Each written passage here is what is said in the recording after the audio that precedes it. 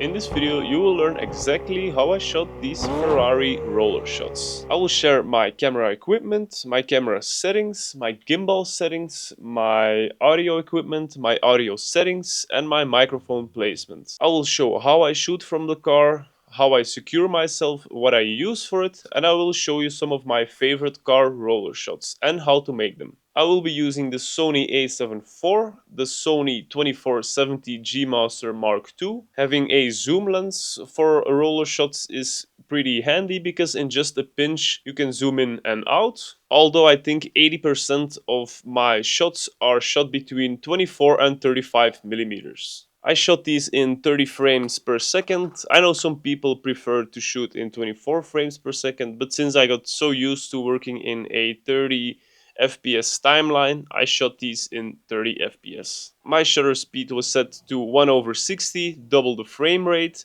to get that natural looking motion blur. I shoot in 4K, autofocus continuous, and my focus area was set to medium. Shift sensitivity and transition speed was both set at the middle, which is the factory setting. I shot these in S-Log 3 and my ISO was set to 800, which is the base ISO for S-Log 3. White balance in this case was set to 5600 kelvins because it was noon and the sun was fully blasting. My aperture was set at 2.8. So we have the DJI RS4. My deadband was set to medium. This kind of takes away these small jittery movements, and my follow speed is set to slow. So for car roller shots, it's pretty handy to have this briefcase handle. Simply screw it on, make sure your screen from the gimbal is facing you, lock it into place, and this way you can easily make these sling type shots. What is also pretty nice when you're shooting rollers is to have a monitor screen. I'm using the Portkeys LH7P. Just screw it on and you're good to go.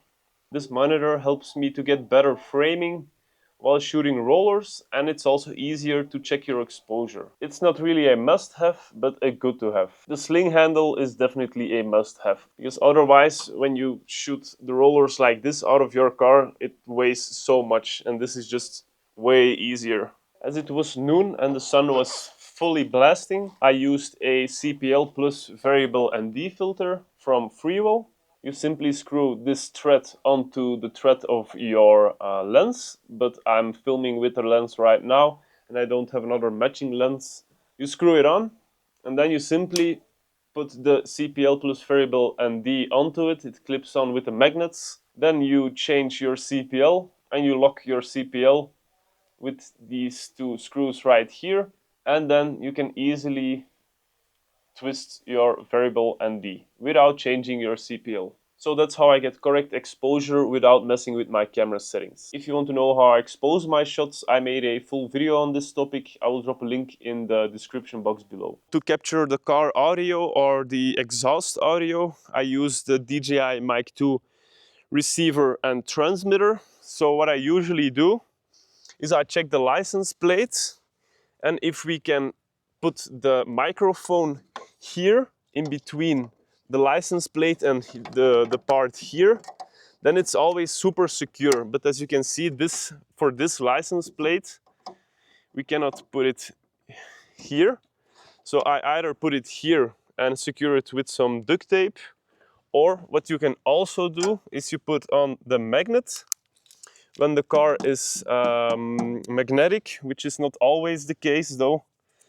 You can simply just put it on the car, but make sure to put a piece of paper in between so you don't scratch the car when you want to take out the magnet, because they're very strong. So usually what I do for the audio settings is I set both the receiver and the transmitter to -10 decibels. So for example, receiver gain -10, and then when I go to the transmitter, I put it also to about -10 TX1. I turn off low cut filter and I have the wind cancelling off. So this is on, this is off. You can also see this here. When it's on, it's more yellow orange, and when it's off, it's green. Or you can simply push the power button to turn it on and off. Now what I usually do is, so I put a microphone on the near the exhaust system. So now we have both receiver and transmitter in minus 10 dB. And then I just check here what's happening here.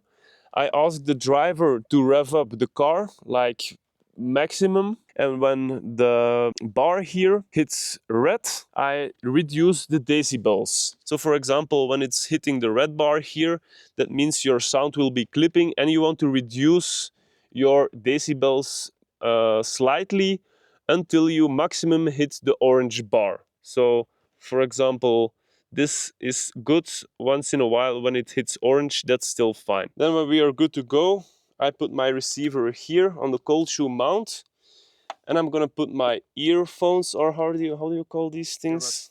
Earbuds in the receiver, and I check again the car audio. When we see it's clipping in red, we put it lower, lower the decibels.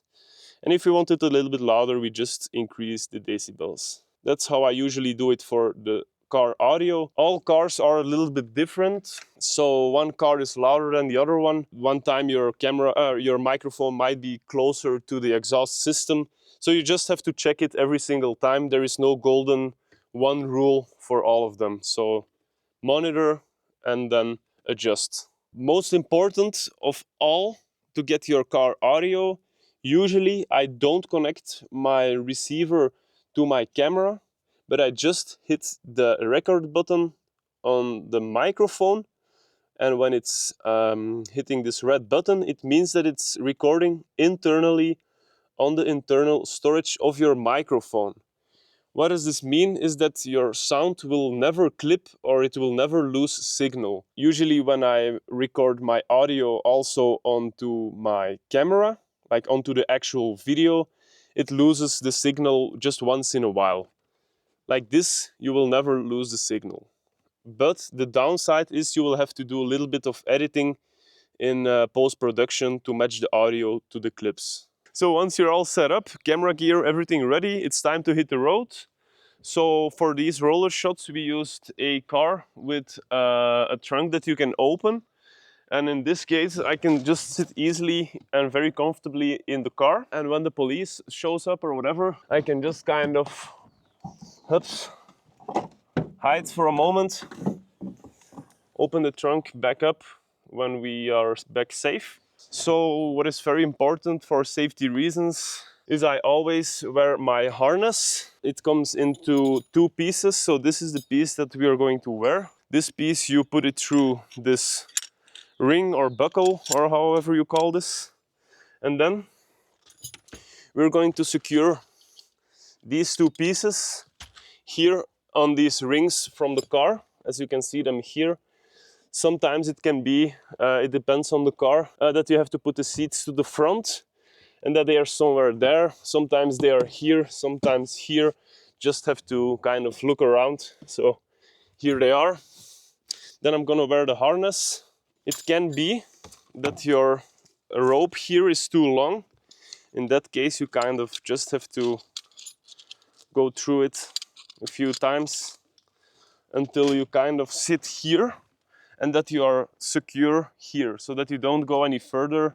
And that's for me very comfortable. If I'm safe at this point, I can hold my camera low.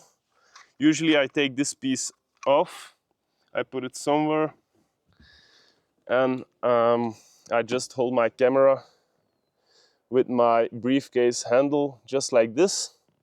And we have enough space. I can take it from the left. I can pan it all the way like this to get some dynamics, which always looks good.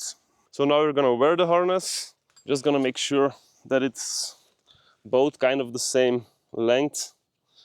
So we're gonna shorten it here a little bit so we can make it longer here so that we are somehow in the middle. Doesn't have to be perfect. So this goes here on my back. Then usually I take it up. I try to divide the leg pieces. So this one is the left part. Then I just step in it, put my foot in the left one, put my foot in the right one, then just tighten it up, all the way up. You can tighten here and there if necessary.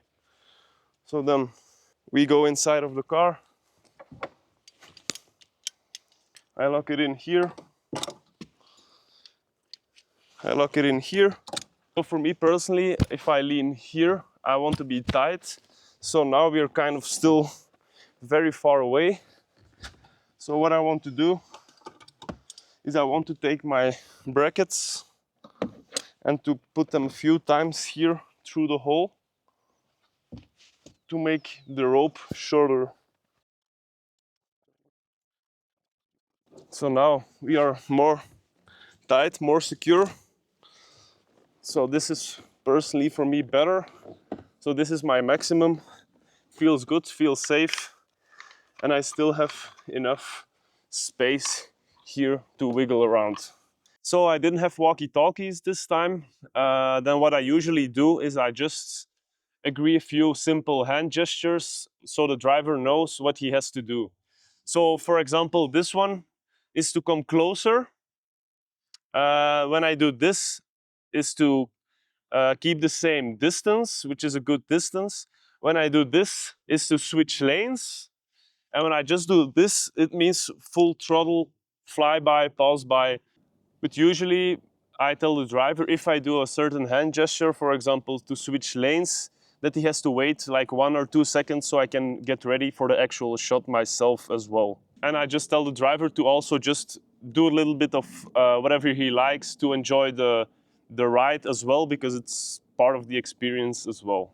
When I want clean, simple roller shots, I usually set my gimbal to pan follow only, so we don't have that up and down tilt movement. When I want to have more dynamics in the shot, I set it to pan tilt follow only. So for example, when he comes closer, I can also tilt up a little bit, and that gives us a little bit more of dynamics in the shots. I never shoot in FPV here. Let's go over a few of my favorite shots when we are shooting rollers. The first one is when the driver is coming straight towards us, like in a nice space, and then here kind of comes pretty close.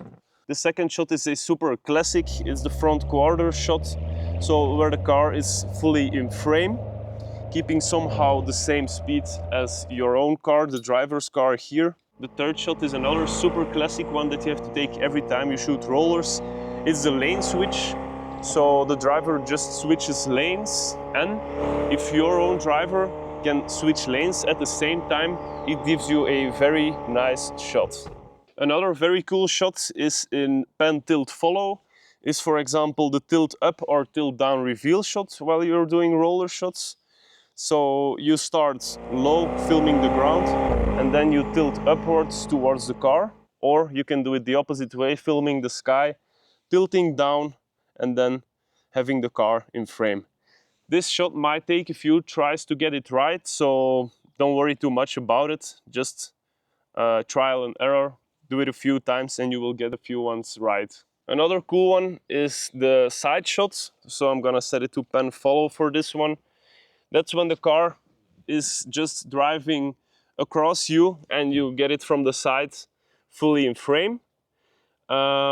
It's always good here if you have 1 or even 2 lanes in between, so you have some space and you can nicely take the car fully in frame. Then if the car goes a little bit more to the front, you can take the back quarter or the 3/4 shot from the car. And then the flyby, of course, is when you just put your camera towards a certain position.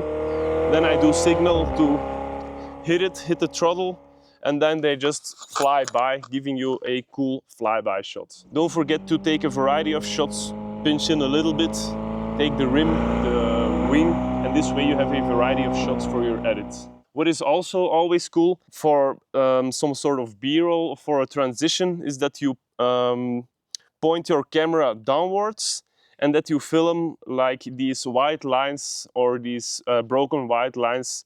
That gives you a sense of speed. Don't forget to also take the environment, for example, in a close-up, always looks cool. like for example trees passing by or a bridge passing by. And if you have it zoomed in maybe 50 or even 70 millimeters, it also gives you that sense of speed, which is always cool for the edit later. Maybe a simple golden nugget here that I learned from Remnant Media is that you can speed up your footage, your roller shots, slightly in post-production, let's say 10 to maybe 20%, to give you that extra sense of speed. Just see whatever looks good for your shots. If you want to learn how I film plus edit cinematic car videos, check this video. And if you want to learn how I color grade my videos, check this video.